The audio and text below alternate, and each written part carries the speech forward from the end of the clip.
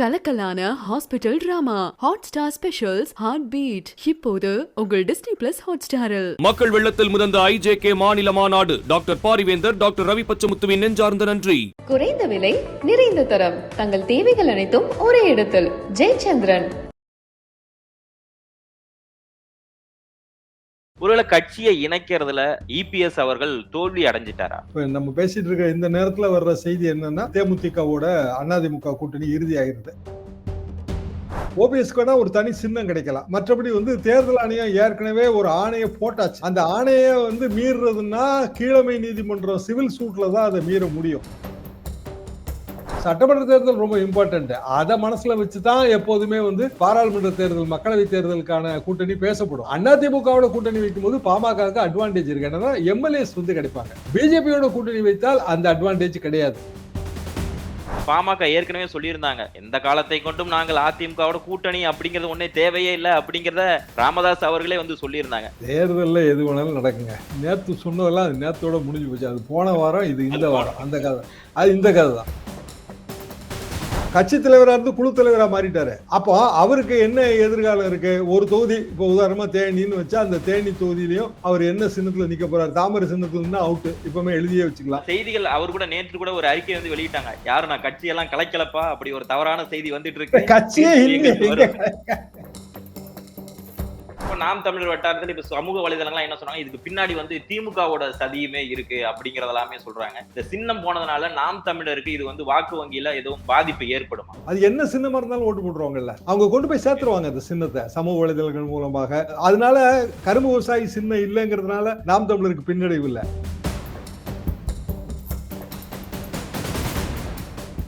IBC தமிழர்களுக்கு வணக்கம். தேர்தல் தேதியானது அறிவிக்கப்பட உள்ள இந்த நிலையில் தமிழகத்திலும் நாடாளுமன்ற தேர்தல் கொஞ்சம் கொஞ்சமாக அப்படியே சூடு பிடிச்சிருக்கு அப்படின்னு தான் சொல்லணும். அந்த வகையில் இன்று நம்முடைய நிகழ்ச்சியில் மூத்த பத்திரிகையாளர், அரசியல் விமர்சகம் இருக்கக்கூடிய தராசு ஷியாம் அவர்கள் நம்முடைய இணைஞ்சிருக்காங்க. ஸோ அவங்கள்ட்ட பேசலாம். வணக்கம் சார். வணக்கம் இருமுறை. சார், நாடாளுமன்ற தேர்தல் தமிழகத்திலும் கொஞ்சம் கொஞ்சமாக சூடு பிடிச்சிருக்கு. இந்த நிலையில பார்த்தோம்னா அதிமுக அவங்க இன்னுமே சரியா எந்த ஒரு பெரிய கட்சியுமே அவங்க கூட இணையல.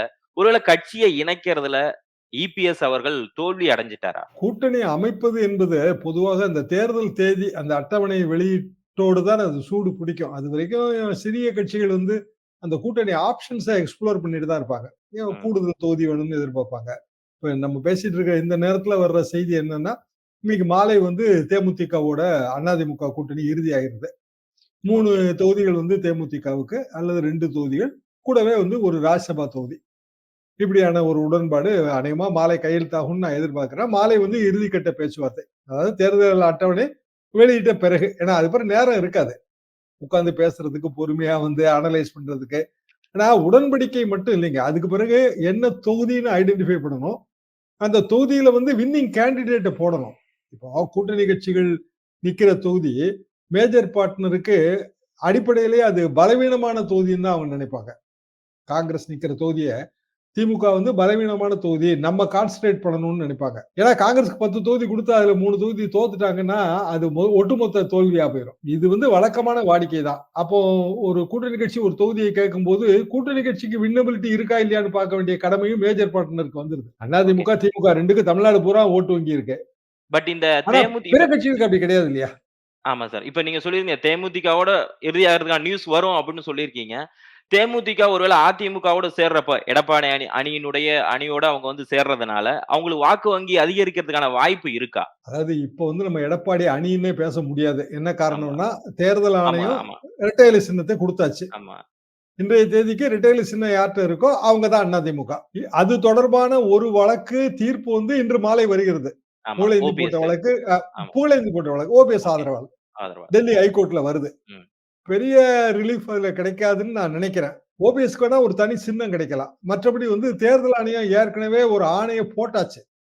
அந்த ஆணையை மீறுறதுன்னா கீழமை நீதிமன்றம் சிவில் சூட்ல தான் அதை மீற முடியும். சிவில் சூட்லாம் அவ்வளவு சாமானியத்துக்கு முடிவாகிற விஷயம் இல்ல. சோ ஆஸ் இட் இஸ் நம்ம எடப்பாடி அணி, OPS அணியே கிடையாது. அதிமுக, திமுக இப்படிதான் நம்ம பேச முடியும்.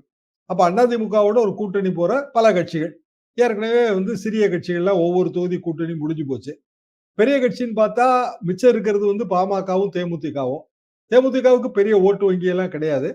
சில பாக்கெட்ல இருக்கும். ஒட்டுமொத்தமா தமிழ்நாட்டுல இருக்கிற 6 கோடி வாக்காளர்கள்ல அதிகபட்சமா ஒரு 25, 30 லட்சம் ஓட்டு இருந்தா ரொம்ப அதிகபட்சம் நான் சொல்றது. Okay sir. அது சோ சில நீங்க தொகுதிகள்ல இருக்கு. ஆனா இப்ப பாமக ஒருவேளை அதிமுகவோட கூட்டணி அமைப்பதற்கான வாய்ப்பு இருக்கா? ஏன்னா அங்கலயே 2 டீமா பிரிஞ்சிருக்காங்க அப்படின்னு பாமக வட்டாரத்துல சில செய்திகள்லாம் வந்துச்சு. அன்புமணி ராமதாஸ் வந்து இல்ல கொஞ்சம் தமிழ்நாடு பாலிடிக்ஸ் நம்ம பார்க்கலாம் அப்படின்னு சொல்றாரு. அப்படிங்கிற ராமதாஸ் சொல்றாரு அப்படிங்கிற மாரி சொல்றாங்க. அன்புமணி ராமதாஸ் இல்ல நம்ம பாஜகவோட கூட்டணி வைக்கலாம் அப்படிங்கிற மாரிலாம் ஊடகங்கள்ல சில சின்ன சின்ன செய்திகள் எல்லாமே வெளியானது. சோ அதிமுகவோட கூட்டணி அமைக்க வாய்ப்பு இருக்கா பாமக? அதிமுக கூட்டணியில பாமகல இருவேறு கருத்துகள் இருக்கின்றன. சீனியர் ராமதாஸ் அதிமுக கூட்டணி வைப்பதுதான் நல்லதுன்னு நினைக்கிறாரு. என்ன காரணம்னா 2026 சட்டமன்ற தேர்தலுக்கு அது உதவியா இருக்குங்கிறது தான். சரி, பாராளுமன்ற தேர்தலோட யாரும் கடையை மூட போறது கிடையாதுல்ல. அது பிறகு அடுத்த 1.5 வருஷத்துல சட்டமன்ற தேர்தல் வருது இல்ல. அதான நிஜமான டெஸ்ட். ஆமா. திமுகவோ அதிமுகவோ திமுக பெரிய வெற்றி பெற்றாலும் அது சட்டமன்ற தேர்தலில் பிரதிபலிக்கணும்ல. 2019 திமுக கிட்டத்தட்ட 100% வெற்றி ஒரு தொகுதியை தவிர. சட்டமன்ற தேர்தல் அது எங்க பிரதிபலிச்சது? அதிமுக கூட்டணி கிட்டத்தட்ட 70 தொகுதி ஜெயிச்சிருச்சுல. 70 தொகுதினா 12 பாராளுமன்ற தொகுதிக்கு சமம் இல்லையா அது? அப்போ சட்டமன்ற தேர்தல் ரொம்ப இம்பார்ட்டன்ட். அத மனசுல வச்சுதான் எப்போதுமே இந்த பாராளுமன்ற தேர்தல், மக்களவை தேர்தலுக்கான கூட்டணி பேசப்படும். அப்போ அதிமுகவோட கூட்டணி வைக்கும்போது பாமகவுக்கு அட்வான்டேஜ் இருக்கு. என்னன்னா எம்எல்ஏஸ் கிடைப்பாங்க. பிஜேபியோட கூட்டணி வைத்தால் அந்த அட்வான்டேஜ் கிடையாது. ஒருவேளை பிஜேபியோட வச்சாங்கன்னா வாக்கு வங்கி குறையும் வாய்ப்பு இருக்கு இல்லையா? வாக்கு வங்கி பிஜேபிக்கு கூட வாய்ப்பு இருக்கு. ஏன்னா ஒட்டுமொத்தமா 40 தொகுதிக்கும் பிஜேபி கூட்டணின்னு பேசுவோம்ல. இப்போ 2014 பிஜேபி கூட்டணி நாங்கள் 18% வாங்கி இருக்கிறோம் ஏற்கனவே. 2 எம்பி தொகுதிகளை பெற்றிருக்கிறோம் அப்படின்னு அண்ணாமலை அடிக்கடி சொல்றாரு. அந்த 18% எதுல இருந்து வந்துச்சு? பாமக, தேமுதிக, அன்றைய மதிமுக இவங்களோட ஓட்டு வங்கி சேர்த்து தான். பிஜேபி தனியா ஒரு தொகுதியும் ஜெயிக்கல. ஒரு தொகுதி நாகர்கோயில், அது பொன்னாரோட தொகுதி. பிஜேபி கேண்டிடேட் தான், ஆனா பொன்னாரோட தொகுதி. ஒரு தொகுதி தருமபுரி, அது அன்புமணியோட தொகுதி. அப்போ 18% ஓட்டுங்கிறத அவங்க பேசுறாங்க இல்லையா? வென்றவன் சொன்னால் சீட்டு கணக்கு, தோத்தவன் சொன்னால் சதவீத கணக்கு. அதை எப்பவுமே நம்ம மறந்துடக்கூடாது. அப்போ பிஜேபி ஓவராலா நாங்க 25% ஓட்டு வாங்கியிருக்கோம், நாங்க தான் பெரிய கட்சி. சீட்டு வாங்கல, அதை பத்தி பரவாயில்ல, சீட்டு 0 தான். ஆனா ஓட்டு பாருங்க 25% அப்படின்னா எல்லாரோட ஓட்டையும் சேர்த்தான் சொல்லுவாங்க. அப்ப பாமகவோட ஓட்டும் அதுல சேரும். அதுதான் அவங்களோட அட்வான்டேஜ். பாமக என்ன அட்வான்டேஜ் பிஜேபியோட போறதுல? இல்ல அவங்களுக்கு அடுத்த ஒரு ஏன்னா அவங்க சொல்லிட்டு இருந்தாங்களா ராஜ்யசபா எம்பி அப்படிங்கிற அவருக்கு அன்புமணிக்கு ஒரு அட்வான்டேஜா ஒன்னாவே இருக்கும் அப்படின்னு சொல்றாங்க அவங்க இருக்கவங்க. தங்களோட குரல் டெல்லியிலும் ஒலிக்கும். தாங்க ஒரு தேசிய கட்சி மாதிரியான ஒரு உருவத்தை கொண்டு வரலாம் அப்படிங்கிற பிளான் பாமகவுக்கு இருக்கு அப்படிங்கிற மாதிரி சொல்லிட்டு இருக்காங்க. அன்புமணியை சார்ந்தவர்கள் ஆதரவாளர்கள் எல்லாரும். அன்புமணிக்கு ஒரே ஒரு அட்வான்டேஜ்ங்க. பேலன்ஸ் இருக்கிற டேர்ம்ல ராஜ்யசபா டேர்ம்ல அவர் பிஜேபி ஜெயிச்சா மந்திரி ஆகலாம். பிஜேபி ஜெயிக்கணும்ல அதுக்கு. சோ ஒருவேளை அதிமுகவோட இவங்க இணையும் போது என்ன பிஜேபி போக வீக் ஆயிட்டு இல்லங்க போகுது. ஆமா. ஆனா கருத்து கணிப்பு சூப்பர் என்னாச்சு? கருத்து கணிப்பை விட்டுருங்க. கருத்து கணிப்போட பிரச்சனை என்னன்னா எல்லாமே இண்டஸ்ட்ரியா மாறிடுச்சு. Opinion polls separate industry. பத்திரிகைகளோ இல்லைன்னா ஊடகங்களோ நேரடியா நடத்துறது இல்ல. ஒப்பீனியன் போல் இண்டஸ்ட்ரியில 30 பேர் 40 பேர் இருக்கான். அவன் எத்தனை பேர் எலக்டோரல் பாண்ட் வாங்கினா எத்தனை பேர் கொடுத்தான்னு நமக்கு தெரியாது. இங்கதான் எல்லாத்துக்கும் ஈடி அனுப்பி விடுறாங்களே. அப்படின்னா ஒரு கம்பெனி அது மத்திய அரசாங்கத்தோட கம்பெனிஸ் ஆக்ட் கீழே கட்டுப்பட்டது. அதுக்கு மேல 1000 செக்கிங் இருக்கு, இன்கம் டாக்ஸ் இருக்கு, எல்லாமே இருக்கு. அந்த கம்பெனி ஒப்பீனியன் போல அது ஒரு தொழிலா பண்ணுது. அப்ப தொழில் பண்ற எல்லாரும் டெல்லிக்கு பயந்து தானே ஆகணும். ஏன்னா இப்ப அதிமுக என்னன்னா பாமக ஏற்கனவே சொல்லியிருந்தாங்க. எந்த காலத்தை கொண்டும் நாங்கள் அதிமுகவோட கூட்டணி அப்படிங்கிறது ஒன்னே தேவையே இல்ல அப்படிங்கிறத ராமதாஸ் அவர்களே சொல்லியிருந்தாங்க. இந்நிலை இவங்க கூட்டணி வைப்பதற்கான வாய்ப்பு இருக்கா உங்களோட யூகத்தின்படி? ஏன்னா தேர்தல் இன்னைக்கு சொல்ல போறாங்க. நீங்களே சொல்லியிருந்தீங்க தேமுதிக அதிமுகவோட தான் இருக்காங்க. சோ அதனால அவங்க மறுபடியும் பாமக உள்ள வருவதற்கான வாய்ப்பு இருக்கா? தேர்தல்ல எது வேணாலும் நடக்குங்க. நேத்து சொன்னதெல்லாம் அது நேத்தோட முடிஞ்சு போச்சு. அது போன வாரம், இது இந்த வாரம். அந்த கதை அது இந்த கதை தான். என்ன காரணம்னா அப்ப அதிமுக கூட தான் பிஜேபியோட எந்த காலத்திலயும் உறவே கிடையாதுன்னு சொல்லிச்சு. ஜெயலலிதா என்ன சொன்னாங்க? லேடி கேரண்டி என்னங்க? லேடியா மோடியா மேட்டர்ல மோடி கேரண்டி நம்ம பார்த்துக்கிட்டே வரோம். இப்போ லேடியோட கேரண்டி என்ன? எந்த காலத்திலயும் இனிமேல் பிஜேபியோட கூட்டணியே கிடையாதுன்னு 2016 இறந்து போனாங்க. 2017 இருந்து பிஜேபி தேவையில தான் அதிமுக வண்டியை ஓட்டுச்சு. 2019, 2021 எல்லாமே பிஜேபி கூட்டணி. இப்ப பிஜேபி கூட்டணியில இல்ல, அவ்வளவுதான். கூட்டணி எல்லாம் வசதிக்கு ஏற்ப மாறுவதுதானே தவிர அது சித்தாந்தமாலாம் ஒண்ணும் கிடையாது. திமுக கூட்டணி ஒரு சித்தாந்தம் இருக்கு. என்னன்னா பிஜேபியோட மதவாதத்தை எதிர்க்கிற சித்தாந்தம். அதுல எல்லா கட்சிகளும் அந்த பேனருக்குள்ள இருக்கு. தேமுதிக மன்னிக்கவும், விசிகாவா இருந்தாலும் சரிதான், சிபிஎம், சிபிஐயா இருந்தாலும் சரி, அந்த பேனருக்குள்ள இருக்கு. ஆனா மற்ற கட்சிகளுக்கு அந்த பேனர் கிடையாதுங்களே. அப்போ பாமக வந்து பிஜேபி ஆதரிக்க கூடாதுன்னு ஒண்ணும் இல்ல. சிக்கல் என்ன அப்படின்னா, பிஜேபியோட சமீப கால நிலைப்பாடுகள், இப்ப சிஏஏ திருத்த விதி, அதெல்லாம் தமிழ்நாட்டுல வந்து கசப்பான விஷயம். பாமக வந்து பிஜேபியோட கூட்டணி சேரும்போது அதோட எதிர்காலம் அதுல இடிக்கும். தேமுதிகவும் அதுக்கு தான் பயப்படுது. பிஜேபியோட போனா நம்ம எதிர்காலம் நமக்கு இருட்டடிக்கப்படும். எதிர்காலம்னு சொல்றது எல்லாமே 2026. சோ இதே இடத்துல பார்த்தா இப்ப பாஜக வந்து என்ன செய்றாங்கன்னா, ஓபிஎஸ், டிடிவி இவங்க எல்லாருமே பாஜகவோட டீம்ல போய் ஜாயின் பண்ணியிருக்காங்க. இப்படி இருக்கப்போ அது எடப்பாடிக்கு ஒரு பெரிய டஃப்பான ஒண்ணா இருக்குமா? டிடிவியை பொறுத்த வரைக்குங்க அவருக்கு ஓரிரு தொகுதிகள்ல ஆதரவு இருக்கு. அதுல வெற்றி பெற்று பாராளுமன்றத்துக்கு போனா அவரோட கட்சியை வந்து மேலும் வளர்க்கலாம். அவருக்கு வந்து ஒரு பதிவு பெற்ற கட்சி சின்னம் இருக்கு. அது பல வருடங்களை தாண்டி வந்துருச்சுங்க. 6 வருடத்தை தாண்டி வந்துருச்சு. ஓபிஎஸ் பொறுத்த வரைக்கும் அவர்ட்ட கட்சி இல்ல, சின்னம் இல்ல. அவர் அதிமுகன்னு கிளைம் பண்ணிட்டு இருக்காரு. அதெல்லாம் கோர்ட்ல முடிவாகிற விஷயம். அதெல்லாம் சாமானியத்துக்கு முடிவாகிற விஷயமே இல்ல. இன்னைய தேதிக்கு அவரு அதிமுக தொண்டர்கள் உரிமை மீட்பு குழு வச்சிருக்காரு. அவ்வளவுதானே. கட்சி தலைவரா இருந்து குழு தலைவரா மாறிட்டாரு. அப்போ அவருக்கு என்ன எதிர்காலம் இருக்கு? ஒரு தொகுதி இப்போ உதாரணமா தேனின்னு வச்சா அந்த தேனி தொகுதியிலையும் அவர் என்ன சின்னத்துல நிக்க போறாரு? தாமரை சின்னத்துல இருந்தா அவுட். இப்பவுமே எழுதியே வச்சுக்கலாம். ஏன்னா அங்க இஸ்லாமிய வாக்காளர்கள் நிறைய இருக்கு. நிறைய பட் இருக்காங்க ஏன்னா இஸ்லாமிய வாக்காளர்கள். ஆமா, ஆமா. ஏன்னா இப்ப செய்திகள் அவர் கூட நேற்று கூட ஒரு அறிக்கை வந்து வெளியிட்டாங்க. யாரும் நான் கட்சியெல்லாம் கலைக்கலப்பா, அப்படி ஒரு தவறான செய்தி வந்துட்டு இருக்கு. கட்சியே தீர்ப்பு இல்லையே. எங்களுக்கு எங்க வரும். கட்சி என்ன கட்சி எங்க கலைக்கிறது? குழுவை தான் கலைக்கலன்னு சொல்லணும். கட்சி எங்க இருக்கு? இல்லாத இல்ல கட்சியை நாங்க எப்படி கலைக்க முடியும்? அதான் கலைக்கலன்றாரு. மறுபடியும் அவர் சொல்லிக்கிட்டே இருக்காரு. எங்களுக்கு சாதகமான தீர்ப்பு வரும். மறுபடியும் தர்ம யுத்தம்ங்கிற மாரி அவரு ஒரு இது அப்படியே ஸ்கிரீன் பிளே பண்ற மாரி ஒரு இது சொல்லிட்டு இருக்காரு நம்ம ஓபிஎஸ். உற்சாகப்படுத்துறதுக்காக தலைவர்கள் சொல்றதுதாங்க. 370ல சாத்தியம்னு பிரதமர் சொல்றாரு. அதெல்லாம் நம்ம மறுக்க முடியுங்களா? அது அவரோட இஷ்டம். அவர் சொல்றாரு. பிஜேபி காரங்களுக்கு சந்தோஷமா இருக்கு. ரைட். பிராக்டிகல் ரியாலிட்டி என்னங்கிறதான கேள்வி. பிராக்டிகல் ரியாலிட்டினா எனிவேர் பிட்வீன் 200 to 250. அதை தாண்டி எப்படி வர முடியும்? போன தடவை 300, இந்த தடவை 50 குறையத்தானே செய்யும். 300 எப்படி 370 மாறும்? பட் இந்த கேள்வியை நம்ம தான் எழுப்ப முடியும். கட்சிக்காரன் எழுப்ப மாட்டான்ல. அதே மாதிரி ஓபிஎஸ் கேள்விக்கு ஓபிஎஸோட பதிலுக்கு கட்சிக்காரங்கிட்ட இருந்து ரியாக்ஷன் இருக்காது. அவர்ட்ட கட்சியே இல்ல. மொத்தமே வந்து அவரை சுத்தி இருக்கிறவங்க தாங்க. வேற யார் இருக்கா? யாராவது இருந்தா போயிருக்கணும்ல. சரி, அதிமுகல அவர் வந்து முதலமைச்சராக இருந்தாரு. ஒருங்கிணைப்பாளரா இருந்தாரு. எவ்வளவோ பொசிஷன்ஸ்ல இருந்தாருங்க. எனக்கு நல்லா தெரிஞ்சு அவர் கீழ இருந்து மேல வந்தவரு. ஆமா. அதாவது ஒரு நகராட்சி கவுன்சிலரா இருந்து, நகராட்சி சேர்மனா மாறி, எம்எல்ஏவாக மாறி, மந்திரியாக மாறி, முதலமைச்சராக மாறுவது 1 வருஷத்துக்குள்ள. 1 வருஷம், 1 1/2 வருஷத்துக்குள்ள. இது உலக மகா அதிர்ஷ்டம். கவுன்சிலர் டு சிஎம்ங்க டைரக்ட்டா அவரு. 2001ல ஜெயலலிதா டிஸ்குவாலிஃபை ஆகும்போது கவுன்சிலர் டு ஆமா. சிஎம். சரி, அப்போ இன்னைய தேதிக்கு 23 வருஷம் ஆச்சு. 23 வருஷமா அதிமுகல அவருக்குன்னு என்ன வச்சிருக்காரு? அப்படின்னா அவர் பின்னாடி போகணும்ல 10 பேரு. ஒரு அதிமுகவோட பேர் டிடிவி சொல்லக்கூடிய தலைவர்கள் யார் இருக்கா? டிடிவியோட அந்த சப்போர்ட் வரல சார். டிடிவி, ஓபிஎஸ், பாஜக இந்த 3ம் சேர்றப்போ கொஞ்சம் ஏன்னா நீங்க சொல்ற மாரி கொஞ்சம் கணிசமான வாக்குகள் இருக்குல்ல. டிடிவியோட ஸ்கீம் வேறங்க. என்னன்னா ஓகே. அவர் முதல்ல தெளிவா 2019 வரைக்கும் அவர் அதிமுக உரிமை மீட்புல தான் இருந்தாரு. ஆமா. அதோட அதை விட்டாச்சு. போன தேர்தல் அது. 5 வருஷத்துல அவர் வேற நிலைப்பாடெல்லாம் மாறி ஒரு கட்சி, அதுக்கு அமைப்பு, கட்டையோ நெட்டையோ தமிழ்நாடு பூராவும் ஒரு அமைப்பு இருக்கு. ஒரு சில பகுதிகளில் அமைப்பு ஸ்ட்ராங்கா இருக்கும். ஒரு சில பகுதிகளில் வீக்கா இருக்கும். எல்லா கட்சியும் மாதிரிதான். அப்போ ஒரு உள்ளாட்சி தேர்தல்கள் சில வெற்றிகள் பெற்றிருக்காரு. பல தோல்விகள் அடைஞ்சிருக்காரு. அதெல்லாம் ஒண்ணும் பிரச்சனை இல்ல. அவர் அரசியல்ல போயிட்டே இருக்காரு. அப்போ அவருக்கு ஓரிரு தொகுதிகள் கொடுக்கும்போது அந்த தொகுதிகள் அவருக்கு ஸ்ட்ராங் தொகுதிகளை தான் அவர் கேட்பாரு. அதுல கான்சன்ட்ரேட் பண்ணி வேலை பார்த்து எம்பி ஆகி அங்க டெல்லிக்கு போகணுங்கிறது அவரோட பிளான். இது வரைக்கும் எனக்கு புரிஞ்சுக்க முடியுது. ஓபிஎஸோட பிளான் என்னன்னு எனக்கு புரியல உண்மையிலேயே. அப்ப ஓபிஎஸ் நிக்க கடைசி வரைக்கும் போறாரா? கடைசி வரைக்கும் கைவிடப்பட்டவராவே ஆயிட்டாரா ஓபிஎஸ் அரசியலில்? ஓபிஎஸ் வந்து உண்மையிலேயே அப்படிதாங்க இருக்காரு. அது எனக்கு ரொம்ப அவரை பார்க்கும்போது கஷ்டமா தான் இருக்கு. என்ன காரணம் அப்படின்னா அவர் எடுத்த நிலைப்பாடுகள் எல்லாமே தவறு. இப்ப உதாரணமா தர்ம யுத்தமே தொடங்காம இருந்தாருன்னு வைங்க அவரு. அப்ப சசிகலா அம்மாவோட அவங்க பெங்களூர் சிறைவாசத்துக்கு போகும்போது இவர் முதலமைச்சர் ஆயிருப்பாரு. அந்த வாய்ப்பு போச்சு அவருக்கு.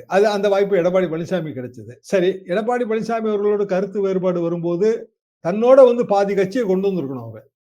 இல்ல ஒரு போட்டி பொதுக்குழு எல்லாம் கூட்டி தன் பலத்தை நிரூபிச்சிருக்கணும். அவரு ஒண்ணுமே செய்யலீங்களே. ஒரு ரிபல் லீடரா அவர் என்ன செஞ்சாருங்கிறது என்னோட கேள்வி. ஒரு ரிபல் லீடருங்க. அந்த ரிபல் லீடர் வந்து தன் பலத்தை ஏதாவது ஒரு வகையில ப்ரூவ் பண்ணணும்ல. பதவியை சரி, இப்ப பேட்டி நீங்க கொடுக்கறது தவிர என்ன பண்றாரு? Okay sir. இப்ப நீங்க அந்த கட்சி சின்னம் அப்படிங்கிறது வர்றப்போ நம்ம நாம் தமிழர் கட்சி அவங்களுடைய அந்த சின்னமானது மாற்றப்பட்டு புதுசா வந்து ஒரு கட்சிக்கு வந்து அத வந்து குடுத்திருக்காங்க. இது குறித்து சொல்றப்ப நாம் தமிழர் வட்டாரத்துல இப்ப சமூக வலைதளங்கள்லாம் என்ன சொன்னாங்க, இதுக்கு பின்னாடி வந்து திமுகவோட சதியுமே இருக்கு அப்படிங்கிறதெல்லாமே சொல்றாங்க. இந்த சின்னம் போனதுனால நாம் தமிழருக்கு இது வந்து வாக்கு வங்கியில எதுவும் பாதிப்பு ஏற்படுமா? நாம் தமிழரோட வாக்கு வங்கி என்னது தம்பி? சொல்லுங்களேன். இல்ல அவங்களுக்குன்னு ஒரு கணிசமான வாக்கு வங்கி அதான் கடந்த முறை அந்த வாக்கு வங்கி கன்சிஸ்ட் ஆஃப் வாட்? இப்போ வந்து திமுக வாக்கு வங்கி, நம்ம அந்த வாக்கு வங்கியோட கிராஸ் செக்ஷன் நமக்கு தெரியும்ல, குறுக்கு வெட்டு தோற்றம். ஆமா. அதிமுக வாக்கு வங்கி, திமுக எதிர்ப்பு தான் அதிமுக வாக்கு வங்கி, நமக்கு நல்லா தெரியும். நாம் தமிழர் வாக்கு வங்கி என்ன? திமுக அதிமுக ரெண்டையும் எதிர்க்கிறவங்க தானே. ஆமா. அதானே அவங்களோட கிராஸ் செக்ஷன், இளைஞர்கள். சோ இந்த கிராஸ் செக்ஷன் எப்படி மாறும்? அது என்ன சின்னமா இருந்தாலும் ஓட்டு போட்டுருவாங்கல்ல, அவங்க கொண்டு போய் சேர்த்துருவாங்க அந்த சின்னத்தை சமூக வலைதளங்கள் மூலமாக. அதனால கரும்பு விவசாயி சின்னம் இல்லைங்கிறதுனால நாம் தமிழருக்கு பின்னடைவு இல்லை. ஆனா கரும்பு விவசாயிகள் சின்னம் அவங்களுக்கு கிடைக்காம போறதுல வந்து பிஜேபி சதி இருக்கு, திமுக சதி இருக்குங்கிறது அது தவறு. என்ன காரணம்னா விதி வந்து தெளிவா சொல்லுதுங்க. பீப்புள்ஸ் ரெப்ரசன்டேஷன் ஆக்ட்ல நீங்க வந்து அப்ளை பண்ணணும். ஃபர்ஸ்ட் கம் ஃபர்ஸ்ட் சர்வ்டு பேசிஸ்ல ஃப்ரீ சிம்பிள் உங்களுக்கு தருவோம்.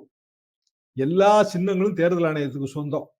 பயன்பாட்டு உரிமையை தான் அது வழங்குது. பதிவு பெற்ற கட்சிகளுக்கு, அங்கீகாரம் பெற்ற கட்சிகளுக்கு இப்படி பல வகையா பிரிச்சு வழங்குது. தேசிய கட்சி, மாநில கட்சி. அப்ப பதிவு பெற்று அங்கீகாரம் பெறாத கட்சிகளுக்கு இந்தியா முழுவதும் ஆட்டோமேட்டிக்கா ஒரே சின்னத்தை பல கட்சி கேட்கும்ல. இத்தனை மாநிலங்கள், எத்தனை கட்சிகள், பதிவு பெறாத கட்சிங்கிறது எவ்வளவு இருக்குங்க? எக்கச்சக்கமா இருக்கும்.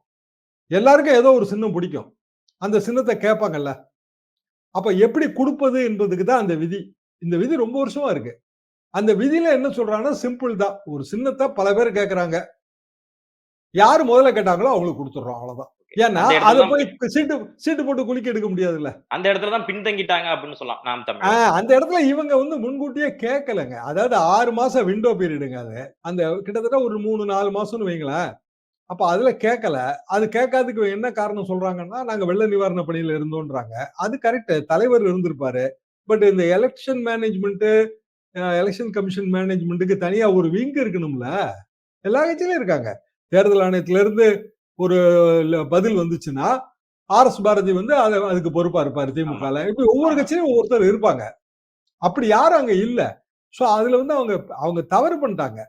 இப்ப வந்து அதை பிளேம் பண்ணி பிரயோஜனம் இல்லை. திமுக வேறலையும் பிளேம் பண்ண முடியாது, அண்ணாமலையோ பிஜேபியோவும் அதுக்கு பொறுப்பு கிடையாது. பட் இந்த ஒரு எந்த சின்னம் கிடைச்சாலும் அவங்களால போட்டி போடவும் முடியும். அவங்களுக்கான அந்த ஆவரேஜ் குறையாது. அது எப்படி குறையும்? ஏன்னா அவங்களோட கிராஸ் செக்ஷனே திமுக, அதிமுக எதிர்ப்பு தானே. சோ ஃபைனலா என்னன்னா, இப்ப நீங்க சொல்லியிருந்தீங்க தேமுதிக, அதிமுக இவங்களுக்கிடையே தொகுதி பங்கீடு ஆனா கிட்டத்தட்ட உறுதி ஆயிட்டுங்கிறப்போ, எடப்பாடி மறுபடி அந்த இது சொல்லுவாங்க, பழைய பன்னீர்செல்வமா எப்ப திரும்பி வரப்போற அப்படிங்கிற மாதிரி மறுபடியும், ஏன்னா அவர் இப்ப கட்டாயத்துல இருக்காரு. சோ அந்த எடப்பாடி மீண்டும் தன்னை வந்து நிரூபிக்கிறதுக்கான ஒண்ண இந்த தேர்தல அவர் நிரூபிச்சிருவாரா? இல்ல நம்ம வந்து தனியா வந்துட்டோம், நமக்குன்னு ஒரு சீட்டு வந்துரும் அப்படிங்கிறதுல நிரூபிச்சலாம். ஏன்னா இன்னும் அவரோட எந்த ஒரு பெரிய கட்சியுமே இது வரைக்குமே இணையல. இப்ப நீங்க சொல்லியிருக்கீங்க தேமுதிக வருவாங்க அப்படிங்கிறதுனால மீண்டும் நிரூபிப்பாரா எடப்பாடி பழனிசாமி? எடப்பாடி பழனிசாமி நிரூபிப்பதற்கு குறைந்தபட்சம் 25-28% ஓட்டு வாங்கணுங்க. அப்போ கிட்டத்தட்ட 35 தொகுதியில அவங்க நிப்பாங்க. 5 தொகுதி கூட்டணி கட்சிக்கு, 7 தொகுதி வைங்களேன், 33 தொகுதியில நிப்பாங்க. பாமக வரலைன்னா அப்போ 30க்கும் மேற்பட்ட தொகுதியில நிற்கும் போது மனக்கணக்கா நம்ம ஒரு கணக்கு போட்டு பார்க்கலாம். 6 கோடி வாக்காளர்கள், 4 கோடி ஓட்டு போலாகும். 4 கோடி ஓட்ட 2 மேஜர் கட்சி பிரிக்கணும். திமுக கூட்டணி, அதிமுக கூட்டணி. அதிமுக என்ன சொல்லுது? எங்ககிட்ட 2 கோடி உறுப்பினர்கள் இருக்காங்கன்னு சொல்லுது. அது உண்மையா இருந்தா 2 கோடி ஓட்டு கிடைக்கணும்ல, குறைஞ்சபட்சம் உறுப்பினராவது போடுவாங்களா? அப்ப 2 கோடி ஓட்டுன்னா 4 கோடி ஓட்டு பதிவாகிற ஓட்டுல 2 கோடி ஓட்டுனா 50% கிடைக்குமா? வாய்ப்பே இல்லையே. சரி 1 கோடி, 2 கோடி ஓட்டுங்க, 2 கோடி உறுப்பினருங்க, 1 கோடி பேர் ஏதோ ஒரு காரணத்தினால ஓட்டு போடல. அப்ப 1 கோடி கிடைக்கணும். அப்படின்னா 4 கோடியில 1 கோடினா 25% கிடைக்கணும். அதனாலதான் நான் சேஃபா வந்து 25% அசியூம் பண்றேன். அப்ப அதிமுகவோட உறுப்பினர்களின் எண்ணிக்கை 2 கோடியாக உண்மையில் இருந்தால் குறைந்தபட்சம் அவங்க 25% ஓட்டு வாங்கணும். அப்படி வாங்கினா உண்மையிலே எடப்பாடி காலத்துல 2 கோடி உறுப்பினர்களை கொண்ட கட்சியா அது மாறி இருக்குன்னு நம்ம ஒத்துக்கலாம். அந்த இடம் என்ன ஒரு பிரச்சனையான இடம் அப்படின்னா, மொத்தம் மிச்சம் அவங்க போட்டி போடுற தொகுதி தேமுதிகவையும் சேர்த்து நீங்க 40 தொகுதின்னு வச்சீங்கன்னா 1 கோடி ஓட்டு வாங்கணும்னா ஒரு தொகுதிக்கு ஆவரேஜா வந்து 2.5 லட்சம் ஓட்டு வாங்கணும். அது அச்சீவபிள் டார்கெட் தான். அதிமுகவுக்கு ஒரு தொகுதிக்கு 2.5 லட்சம் ஓட்டு கிடைப்பது என்பது வந்து நடக்கக்கூடிய விஷயம்தாங்கிறதா என்னோட கருத்து. ஏன்னா சராசரியா பார்த்தாலே ஒரு தொகுதியில வெற்றி பெற கட்சிக்கும் வெற்றி வாய்ப்பை இழக்கிற கட்சிக்கும் இடையில ஆவரேஜா 1.5 லட்சம் 2 லட்சம் ஓட்டு போன தேர்தலில் வந்திருக்கு. ஆவரேஜா சராசரியா சில தொகுதியில 4 லட்சம் வந்திருக்கு. திருச்சியில 4 லட்சம். இப்ப சராசரியா 1.5 லட்சம் 2 லட்சம் டிஃபரன்ஸ் வருதுன்னா பெரிய கட்சி 4 லட்சம் ஓட்டு வாங்கினா, அதாவது வெற்றி பெற கட்சி, அதுக்கு அடுத்த நிலைக்கு வர்ற கட்சி குறைந்தபட்சம் 2 லட்சம் ஓட்டு வாங்கணும். அப்ப 40 தொகுதிக்கு 2 லட்சம் ஓட்டுனா 80 லட்சம் ஓட்டு, 1 கோடி ஓட்டு வாங்குவதற்கான வாய்ப்பு இருக்கிறது. வெற்றி பெறுவதற்கான வாய்ப்பு இருக்கான்னா அந்த முதல் கட்சியை 50% வாங்குச்சுன்னா வெற்றியை பெற முடியாது. அது 40% 42% நின்னா எங்க செல்வாக்கு இருக்கோ அங்க சில தொகுதிகளில் பிற கட்சிகளுக்கு வெற்றி கிடைக்கும். அப்படி அதிமுகவுக்கு ஒரு 2 தொகுதி கிடைச்சா கூட அது எடப்பாடி பழனிசாமியின் வெற்றியாக பார்க்கப்படும். ஓகே சார், நிகழ்ச்சியில் இணைந்து ஏன்னா நிறைய இந்த பிக் ஷெட்யூல் அந்த இதுல நீங்க நிகழ்ச்சியில இருந்து உங்கள் நேரத்தை ஒதுக்கி உங்களை கருத்துக்களை வழங்கியமைக்கு மிக்க நன்றி சார். கலக்கலான hospital drama Hotstar specials Heart Beat இப்போது உங்கள் டிஸ்னி பிளஸ் ஹாட் ஸ்டாரில். மக்கள் வெள்ளத்தில் முதந்த ஐஜேகே மாநில மாநாடு டாக்டர் பாரிவேந்தர் டாக்டர் ரவி பச்சமுத்துவின் நெஞ்சார்ந்த நன்றி. குறைந்த விலை நிறைந்த தரம் தங்கள் தேவைகள் அனைத்தும் ஒரே இடத்தில் ஜெயச்சந்திரன்.